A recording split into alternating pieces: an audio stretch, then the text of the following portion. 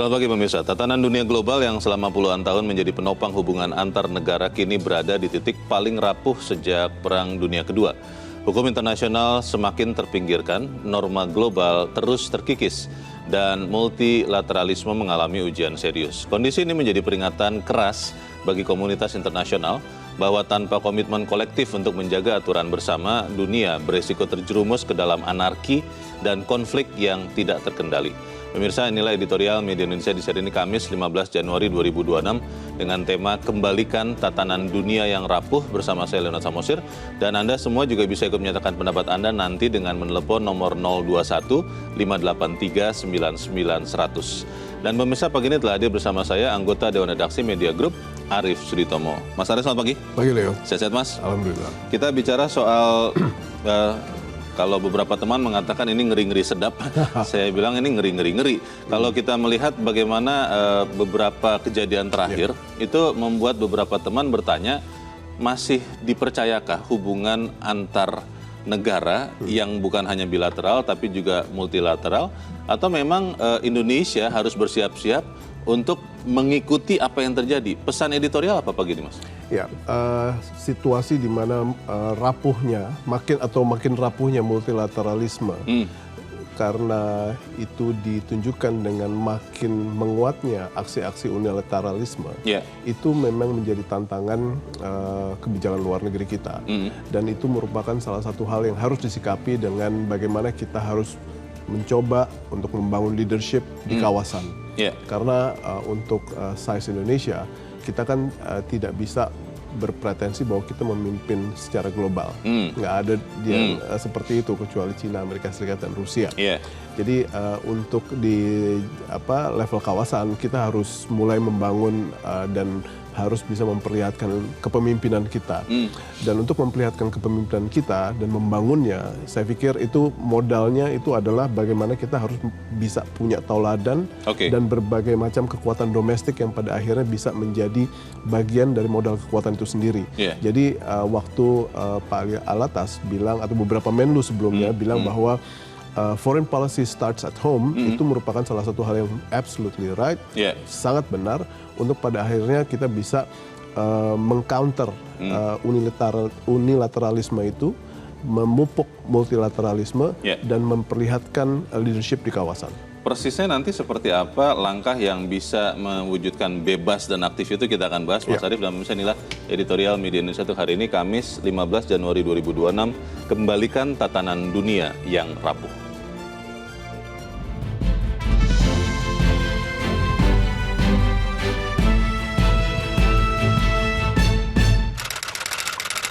Kembalikan tatanan dunia yang rapuh.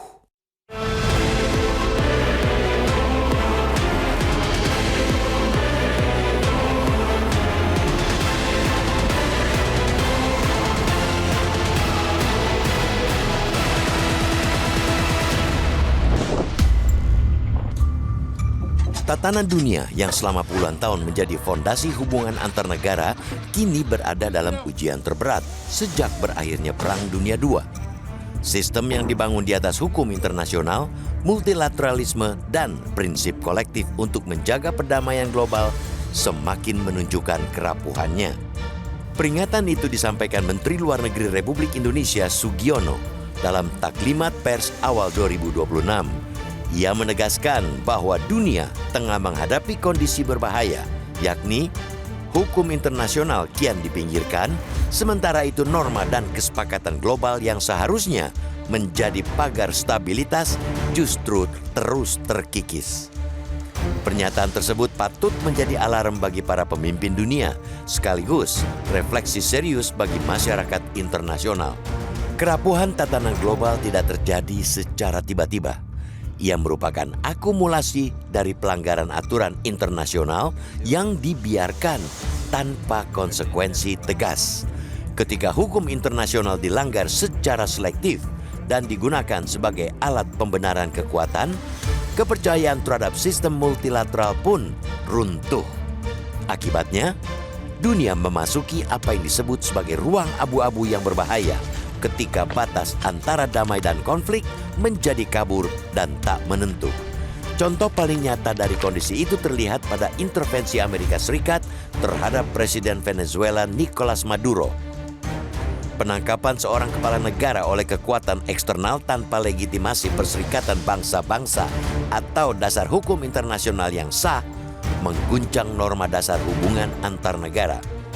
Tindakan semacam ini bukan hanya mencederai kedaulatan negara, melainkan juga berpotensi menjadi preseden berbahaya yang melemahkan tatanan global. Keprihatinan pun muncul dari berbagai negara, termasuk Indonesia, yang secara konsisten menekankan pentingnya penyelesaian damai dan penghormatan terhadap hukum internasional. Situasi ini mengingatkan dunia pada kegagalan besar dalam sejarah, yaitu runtuhnya Liga Bangsa-Bangsa yang pada akhirnya membuka jalan menuju Perang Dunia II. Ketika negara-negara bertindak semata-mata berdasarkan kepentingan sempit dan logika bertahan hidup masing-masing, dunia terjerumus ke dalam anarki diplomatik. Sejarah seharusnya menjadi pelajaran, bukan sekadar catatan yang diabaikan. Dalam konteks ini, Indonesia tidak boleh bersikap pasif. Pemerintah harus tampil aktif dan visioner, baik di tingkat regional maupun global. Di kawasan ASEAN, Indonesia perlu terus memperkuat kerjasama yang berlandaskan saling menghormati kedaulatan dan solidaritas regional. Prinsip politik luar negeri, bebas aktif yang tidak berpihak pada blok kekuatan manapun, namun aktif memperjuangkan perdamaian, harus tetap menjadi jangkar utama diplomasi Indonesia. Diplomasi bukan sekadar rutinitas pertemuan formal, melainkan sarana membangun konsensus dan meredakan ketegangan secara damai. Lebih dari itu, Indonesia memiliki posisi strategis untuk berperan sebagai jembatan antara negara-negara besar dan negara-negara berkembang, mempertemukan kepentingan yang kerap berseberangan dalam semangat dialog dan kerjasama. Reformasi tata kelola global juga harus menjadi agenda utama diplomasi Indonesia. Dunia membutuhkan sistem internasional yang lebih adil, inklusif, dan responsif terhadap tantangan kontemporer, mulai dari konflik bersenjata, perubahan iklim, krisis pangan, hingga pandemi. Perserikatan bangsa-bangsa dan institusi multilateral lainnya harus didorong agar benar-benar mempresentasikan suara seluruh negara, bukan hanya kepentingan segelintir kekuatan besar. Mengembalikan tatanan dunia yang rapuh menuntut kepemimpinan yang berani dan berprinsip. Indonesia harus berdiri tegak di panggung global, menegaskan kembali komitmen terhadap hukum internasional, serta bekerja sama dengan negara lain untuk menegakkan aturan yang adil dan stabil. Dunia yang rapuh memang tidak dapat diperbaiki oleh satu negara saja. Namun tanpa kontribusi Indonesia, upaya kolektif tersebut akan kehilangan salah satu pilar pentingnya. Indonesia harus dan mampu menjadi bagian dari solusi.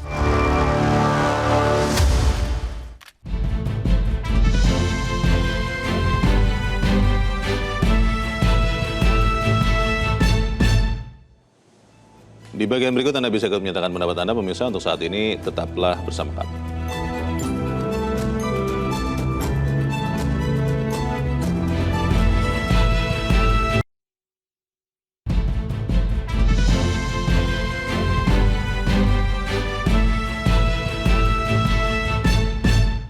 Terima kasih Anda masih bersama kami dan kita akan mendengarkan dulu Mas Arief pendapat dari pemirsa Metro TV kali ini dari Banjarmasin, Kalimantan Selatan. Ada Pak Tasrik Usman. Pak Tasrik, selamat pagi. Selamat pagi Mas Leo, selamat pagi Bang Arief Ritomo. Assalamualaikum warahmatullahi wabarakatuh. Waalaikumsalam warahmatullahi wabarakatuh. Bagaimana Pak Tasrik pendapat Anda Pak? Silakan Pak. Iya, saya memandang bahwa kondisi global dunia kita ini semakin rapuh ya. Gimana hubungan multilateral juga sudah hampir tidak terjaga karena ada satu negara yang namanya Amerika yang melanggar hukum internasional, di mana peran PBB sudah hampir tidak dapat berfungsi. Nah untuk itu Indonesia memerlukan strategi diplomasi yang tetap berpegang kepada sikap politik luar negeri bebas aktif, di mana kita tidak berpihak, tapi kita harus mengambil peran bagaimana Indonesia memainkan peran di regional untuk berbicara di dunia PBB atau dunia global di mana Indonesia tetap tampil untuk bagaimana mencari perdamaian dunia itu semakin baik. Tetapi juga saya berharap kepada bangsa Indonesia, kepada Presiden untuk tetap menjaga stabilitas politik nasional dan tetap menjaga stabilitas politik dan ekonomi di dalam negeri itu sendiri. Terima kasih. Assalamualaikum warahmatullahi wabarakatuh. Waalaikumsalam warahmatullahi wabarakatuh. Terima kasih Pak Tasrik di Banjarmasin, Kalimantan Selatan. Selamat pagi Pak.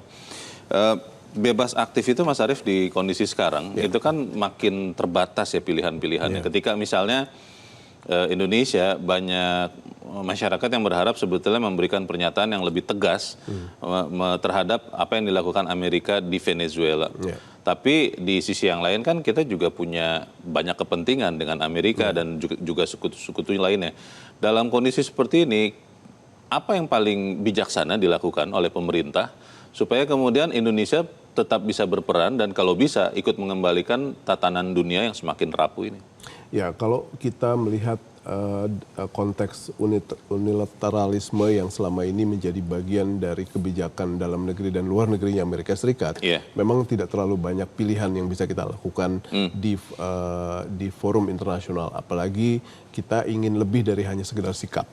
Kalau kita menyikapi kita sudah menyikapi dengan mengeluarkan statement yang terkait dengan berbagai macam aksi-aksi unilateralnya Amerika Serikat atau Israel, itu saya pikir keberaniannya dari Pejambon itu sudah sangat baik. Kementerian Luar Negeri ya. Dan itu bukan hanya sekarang, tetapi juga sejak zaman presiden-presiden terdahulu, bagaimana kita menyikapi misalnya isu-isu Palestina.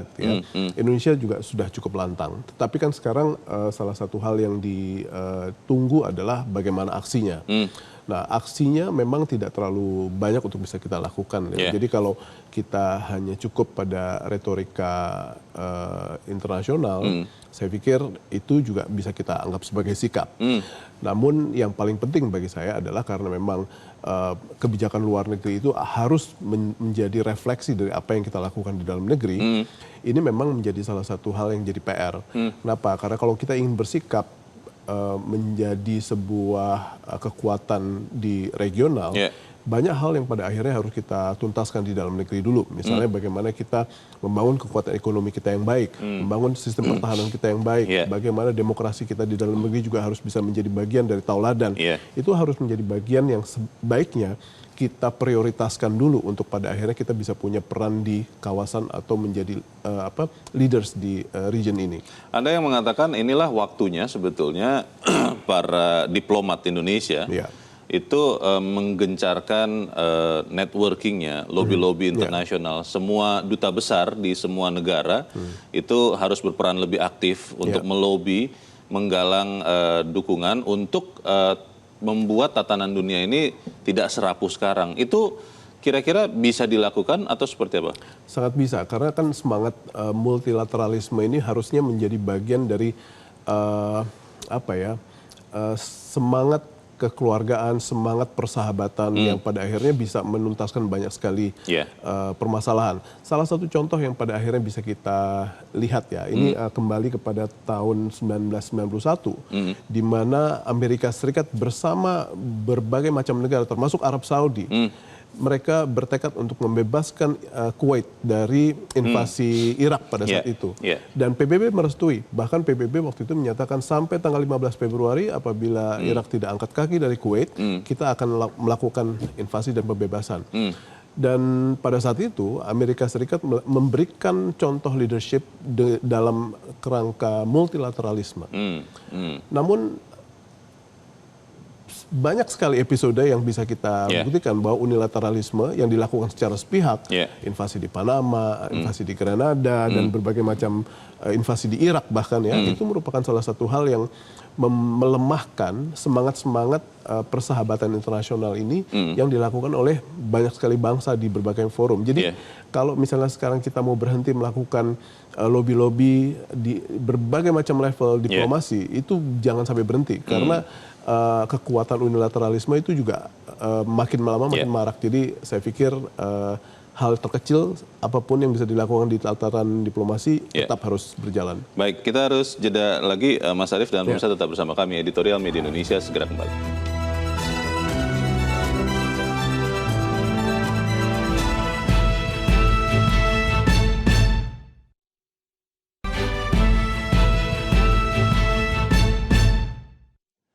Terima kasih Anda masih bersama kami dan kita ada di bagian akhir diskusi kita pagi ini. Mas Arief, kalau kita boleh menyarankan kepada pemerintah, sikap seperti apa yang mungkin bisa dilakukan supaya kemudian rakyat pun melihat pemerintah ini berusaha juga berkontribusi menciptakan tatanan dunia yang lebih stabil.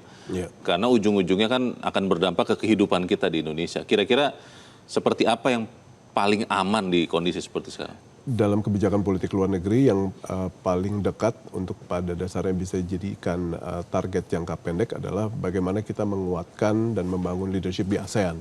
Itu merupakan salah satu last resort yang pada akhirnya bisa kita jadikan sebagai sebuah pertahanan kawasan. Kenapa? Karena salah satu prinsip di ASEAN adalah amity.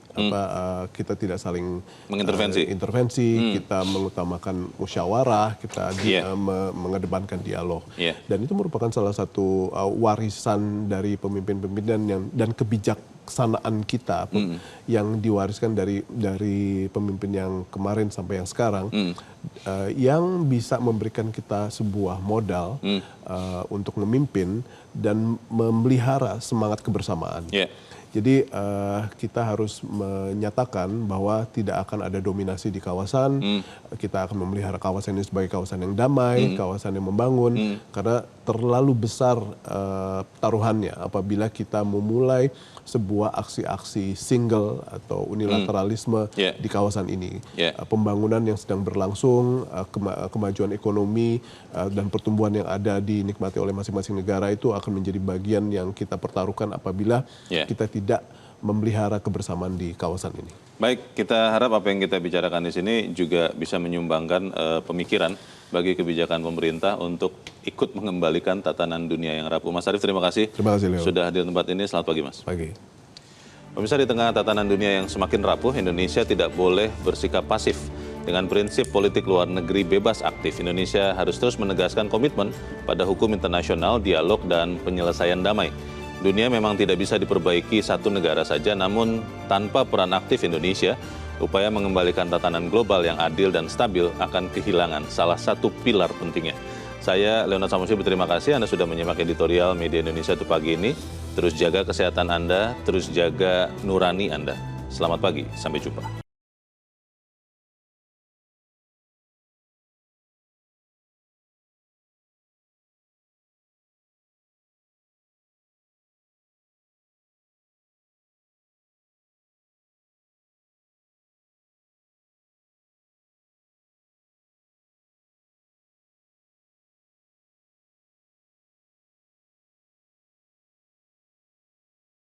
Jelajahi cara baru mendapatkan informasi. Download Metro TV Extend sekarang.